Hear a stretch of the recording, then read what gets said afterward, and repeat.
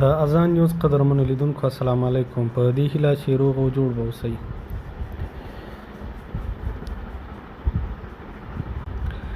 د هند واګه بندر به د افغانستان او هندوستان د صادراتو او وارداتو پر مخ خلاص وي. د افغانستان اسلامي امارت اړوند چارواکو هیواد ته د راغلي پاکستاني سوداګریز پلاوي سره پریکړه کړې چې تر دې وروسته به افغانستان کولی شي د واګه بندر له لارې هندوستان ته په آزاده توګه صادرات ولري. د باختر اژانس د خبر له مخې په دې لیدنه کې دغه راز پریکړه شوې چې له دې وروسته به د افغانستان لارۍ د پاکستان ټولو برخو ته آزاد تګ راتګ کوي او پاکستاني لارویو ته هم ورته اسانتیاوې په پام کې نیول شوي دي.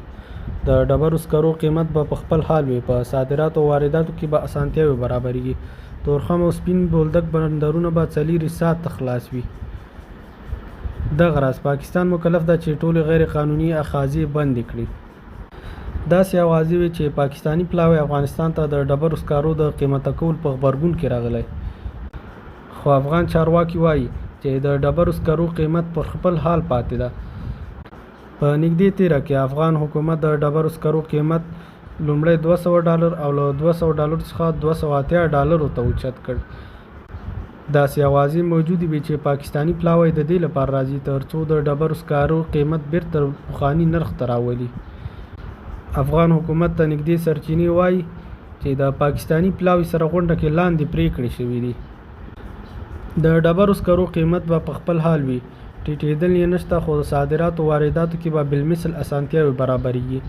له دې وروسته به افغانۍ لارۍ پېښور کوټه کې نه تخلیه کېږي، بلکې د افغانستان بار د پاکستان ټول نقطو ته په آزاد توګه تګ راتګ کولی شي او پاکستاني لارویو سره به هم بالمثل چلند کېږي. همدارنګه افغان حکومت حق لري چې د واګه بندر له لارې هند ته هر نوع توکي صادر کړي. حال دا چې پوخا دغه قلمونه ډیر محدود وو او لږ قلمونه صادرېدلی شول. همدارنګه د تورخم او سپین بولدک دروازې به 4 ساعته فعالې وي او پاتې دروازې به 12 ساعته فعالې وي. همدارنګه پاکستان مکلف ده چې ټولې غیر قانوني اخاذې او ځورونکي چک پوینټونو کې د ځنډ مخنیوي لپاره وسایل او مامورین زیات کړي. همدارنګه د ویزو د ورکړې او تسهیل لپاره به د افغانستان او پاکستان حکومتونه ګډه کمیټه جوړوي او ځانګړي میکانیزم له لارې به شخصي ایجنټانو پر ځای دولتي ادارې خلکو ته ویزې ویشي. بلخوا یو چینایي شرکت په ښه قیمت او لوړ کیفیت د کانونو استخراج ته چمتووالی ښودلی ده.